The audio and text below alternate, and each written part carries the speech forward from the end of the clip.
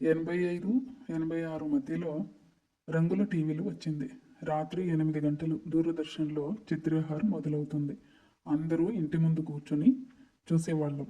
ఏదైనా మంచి పాటలు వస్తే అబ్బా ఎంత మంచి పాటరా బాబు, ఎంత బాగుంది వినేదానికని మాట్లాడుకుంటూ ఉండేవాళ్ళం.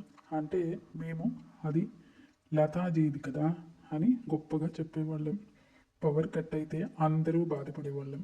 ఆ రోజు రాత్రంతా ఎప్పుడు వస్తుంది కరెంటు అని ఎదురు చూసేవాళ్ళం.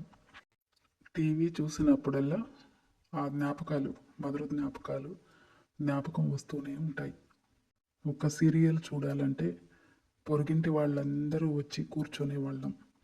కబుర్లు చెప్పుకుంటూ, చెనక్కాయలు ఏపుకొని చెనక్కాయలు టైంపాస్కి తినుకుంటూ, అందరికీ పంచిపెడుతూ మా ఏజ్ వాళ్ళందరూ ఉండేవాళ్ళు చుట్టుపక్కల. ఇప్పుడు జ్ఞాపకాలకు వస్తే ఎక్కడుండరు, ఎవరెవరు ఎక్కడుండరు.